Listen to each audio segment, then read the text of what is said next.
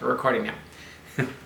Okay, first off, thank you to my cousin Melinda, who made this fabulous shirt for me, which says that unicorns, like Vancouver property developers that keep their word, do not exist.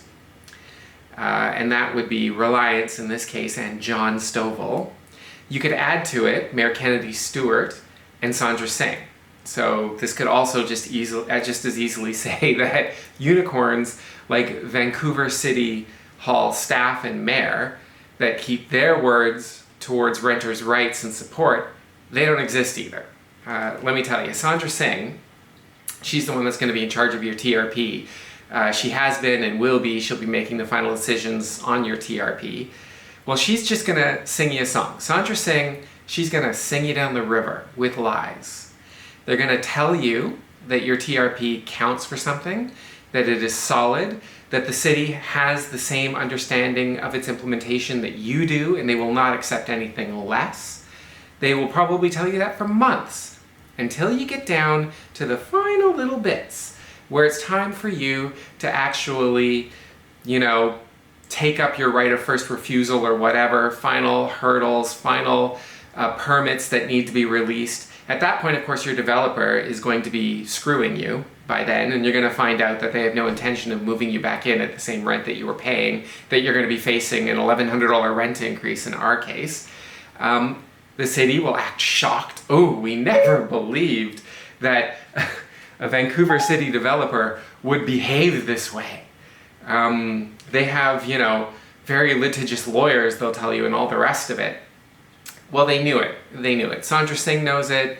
The mayor knows it. They all know it. Everybody in Vancouver knows how Vancouver city developers behave and that they are untrustworthy. When the city tells you that your TRP is solid and now that it's being violated, they're shocked. Trust me, they've heard it before. They heard it from the groups that came before us. They've been hearing it from us. They're going to tell you this when you step up next. Okay, so just know walking in, it's all a lie. Sandra Singh going to sing you a tale. She's going to lie to you. What she is going to be doing is she's going to try to get you to move off of the signed TRP that you have and closer to what your developer wants to give you, which will be a significantly watered down and weakened version of what you had. We aren't accepting that. We're in the middle of fighting this. Mayor Kennedy Stewart won by like 900 votes in the last election. I'm telling you here and now, my mission, to cost him 1,000 votes in the next election. And I don't know how I'm going to measure that, but I have been dogging him on social media over the last while, and I will continue to do so, because he needs to be kicked out of office. He is as bad as Mayor Gregor Robertson. Gregor sold us down the river to developers a few years ago, okay? He started this whole ball rolling. We voted for Kennedy Stewart thinking that he was going to stop that he was going to empower renters. Well, he didn't. He sold us out. He's working with the developers. They gave him not $1 in donations. Reliance gave a lot of money to the previous government and to individual city councillors, not $1 to Kennedy Stewart. I think that his support, back-channeling, working for Reliance, is his bid in the next election to get some of that juicy pot of cash. That's just what I think. Anyways, back to COVID John here. And I do link him to COVID. Why? Because COVID is a serious matter. It kills people. You know what else kills people? Homelessness. The stress of insecure housing. These things can kill people if at the very least significantly weaken you. And that is what John is trying to do. John is trying to get us out of our signed leases, trying to get us to sign new leases at significantly higher rent rates and with Lord knows what clauses embedded in them. Well, we're not going to sign a new lease. So, what are the symptoms that you are battling? The Reliance version of the COVID virus. Well, it's trying to weaken you. Yeah, I feel pretty stressed out and therefore weakened by this guy. Not respond to attempts to communicate. Well, viruses, you can talk to them all day long. They're not going to try and hold an intelligent conversation with you. And again, this is where I find some correlation between John and the virus. We have tried for years to communicate with him in a positive manner. Okay, it's not like we just woke up one day and started thinking, hey, let's protest outside of his building, let's dog him on social media, let's, get thousands of people to send him emails, and thousands of people have sent him emails on our behalf, and thank you for that. And 2,000 people have signed petitions against Reliance on our behalf, and thank you for that. But we can't get him to communicate. So at this point, it's social pressure. It's get the word out about the fact that he won't even talk to us. He doesn't even consider us worthy of any kind of conversation. All we get from him is edicts. He'll have an agreement that he signed with us, he'll violate it, tear it up, start breaking it. Fine, here's the second version. I'm just going to tell you what the new contract reads. Well, we didn't agree to that. Doesn't matter, he did. So we get to hear about it. This has gone on a few times. He has dictated to us a new agreement. And each time, of course, we've refused to accept a new agreement. Torn up. It's all torn up now. At the end of April, Lord knows what's going to happen. Eviction, mass rent increase, sheriffs at the door, locks changed. We don't know. That's what's coming at the end of April. Anyways, another symptom, force you to sign a new lease even when your current one is valid. So our current lease at 33 Water is valid. We don't want to be at 33 Water Street. We'd like to be back in the West End. We have the right to be back in the West End. But no, here we are at 33 Water Street and we're not signing a new lease. It's valid. Why he wants us to he continuously pressures us to sign a new lease.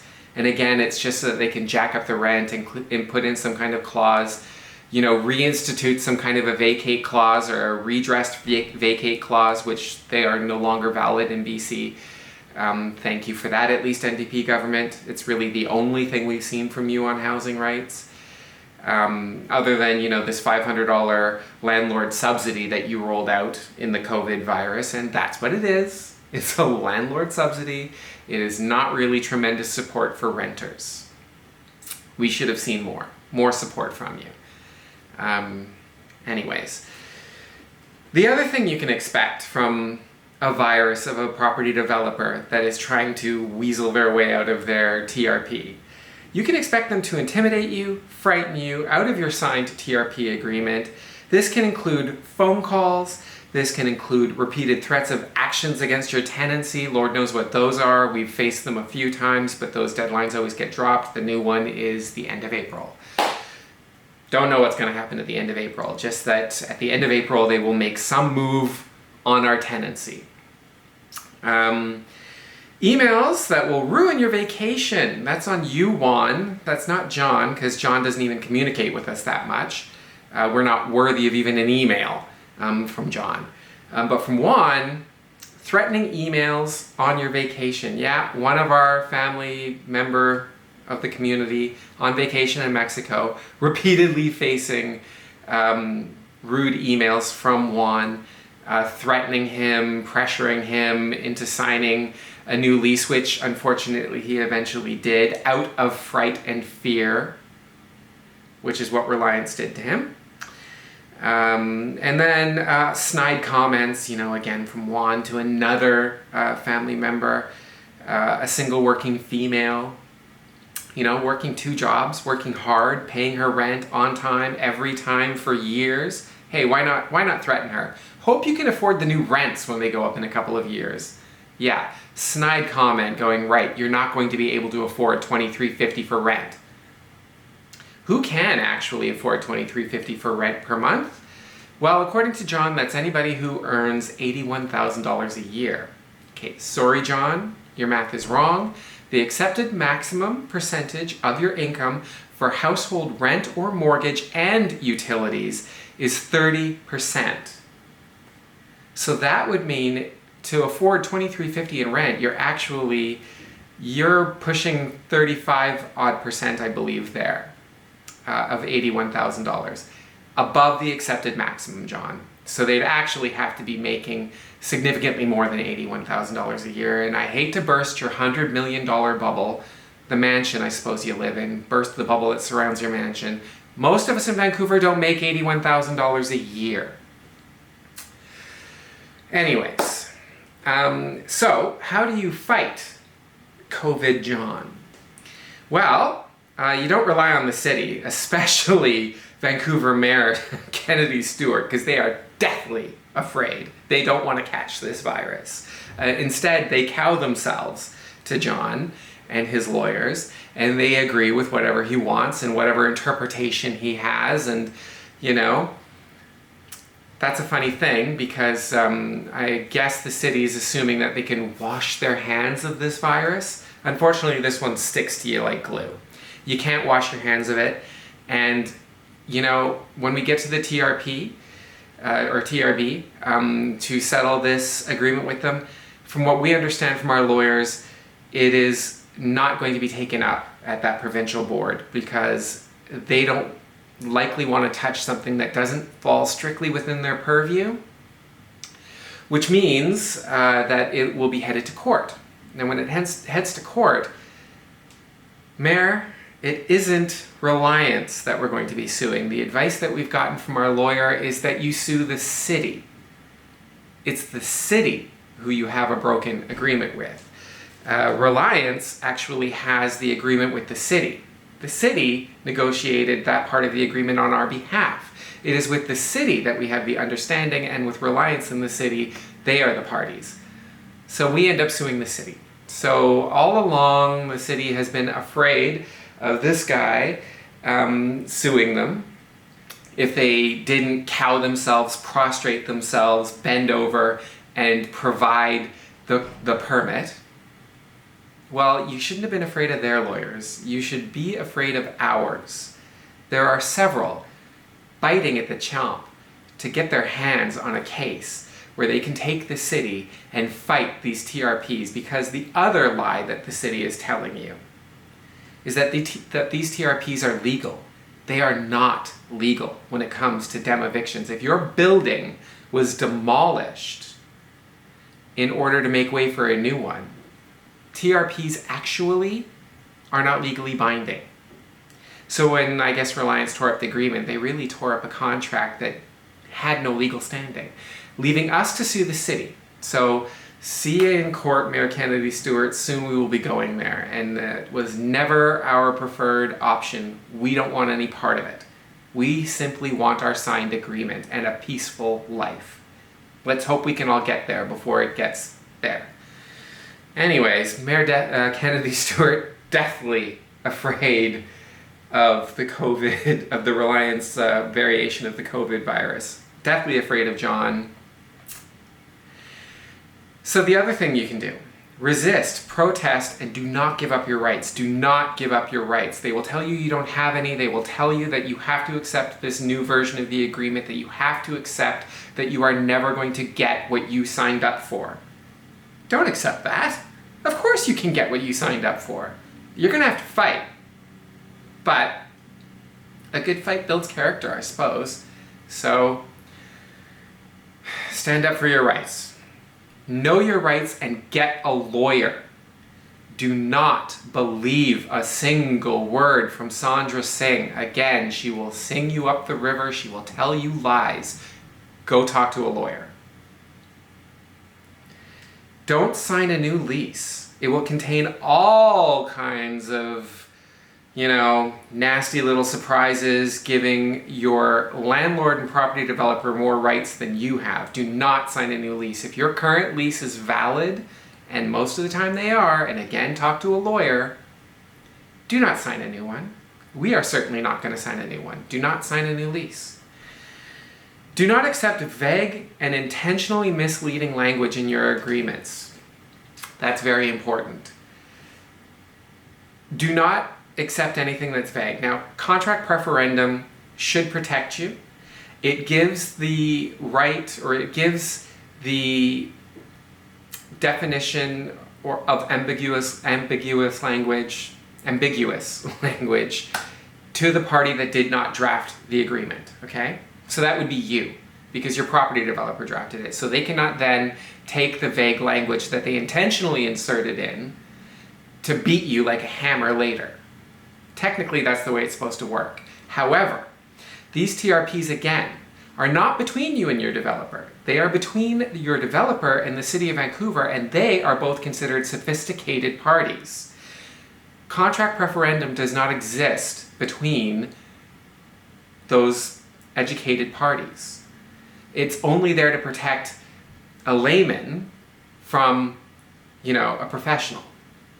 So, the city knows this already. They're going to tell you that they didn't expect it when they get in front of you, but trust me, they knew it. They told us they didn't expect it, and then all of a sudden we get there, and then all of a sudden you're hearing, oh, well, we didn't anticipate that they would, interpret the language that way. It's not the way that we interpreted the language. We're very disappointed in them. We've got letters from Sandra Singh that say exactly that.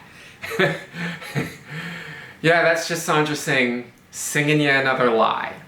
Okay, they knew from the from the start, they knew that vague language was never going to go the way that you thought it would, and they sold it to you that way, knowing all along that it holds no water. That's where, again, you get back to when it winds up in court, it's the city that you're going to sue. It's just nobody's gone that far before. We're going to be the first. At least I will be the first. I am definitely pushing this all the way to the end. I am pushing this until I get the agreement I signed up for. End of story on that one. Do not assume that they will act with good intention, legally, honestly, whatever. No, they're a virus, okay? Viruses do one thing: consume, destroy. Your property developer is going to consume and destroy you in this fight. Their interest is not in keeping you around. Their interest is in getting rid of you, increasing the rents to whatever they want, not being bound by any agreement or any, arguments. John, you're not getting rid of me. I've been a tenant of yours for 20 years and I've given you $300,000. I'm not flushing that down the toilet. I'm keeping the equity I built. I have an agreement. I'm going to get it seen through honorably. I will get my old rent back. I will get all of the rent increases that I've paid over the last couple of years back. That's in the agreement. Even the city has clearly told both you and us, and in writing, that that is what they expected for everybody else. And there have been some people who have, in the general public have said that we're being greedy, whatever, the developer's being wonderful. The developer's not being wonderful. We are not being greedy. And anybody who cannot at least acknowledge the fact that when you have a signed agreement, a contract, regardless of whether you believe party A or party B is getting better, a better version of the contract than party A or B, that's irrelevant. It is a signed contract, and everybody should agree, no matter whether you like the terms spelled in or not, and you're not even a party to the contract, so really, your opinion there, it's worth about that much. However, you should at least be able to agree. Signed contracts need to be upheld as signed, okay? Because if they are not upheld as signed, then what is every contract worth? What is your employment contract worth? What is any contract you've signed worth? If the other party can just decide it's written differently and tear it up.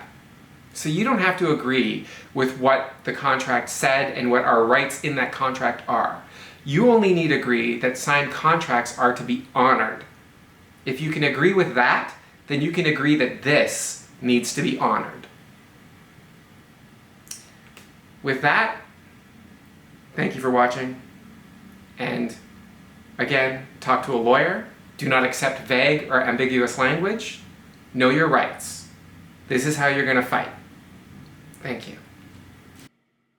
So I'm adding here at the end the letter that Sandra Singh sent to John Stovell and to the three of us, the three families remaining, where she discusses her frustration with the way that John has been saying the city approves of the way he has been interpreting the TRP, and the city did not approve. Of course, they also didn't do anything to assist us with that, so in the end, their disapproval was, well, worthless. However, It says, Dear John, arising from several conversations with multiple parties related to our differing interpretations of the TRP language related to 1188 Bidwell, I feel the need to formally confirm the city's interpretation of the TRP for all impacted parties. I am doing so by way of this letter to you, as Reliance is the holder of the agreement with the city. But I am CCing the tenants as key stakeholders. That would be us. The option A offer a first right of refusal in the TRP for 1188 Bidwell Street was approved by city staff, and I would add there permits issued under that understanding that the units would be offered at the same rent for a term of 2 years, so that means without rental increase for the same rent, after which the RTA allowable increases would apply. As I discussed with you, the option A offer of first right of refusal for the tenants did not materialize in the way we had anticipated it would. So, what Sandra Singh is saying is that we are correct. We had in the agreement the right to expect that we would not be paying rent increases for the term of construction, and then for 2 years after construction had been completed, we would not be paying rent increases, and we would in fact be paying the same rent that we were paying at 1170 Bidwell. She says it clear as day in writing here. She also then says that she's disappointed that John didn't uphold that part of the agreement. Unfortunately, she then goes on to kiss his ass and say that she's aware that this whole thing has been hard on him. Yeah, cry me a river. A guy with hundreds of $1,000,000 in a mansion. It is so hard on him. It's not hard on him. It's hard on the families, the 3 of us remaining, that are facing eviction, and we are the ones being potentially evicted, potentially with a $1,000 rent increase. We're the ones that have the fractured agreement, not him.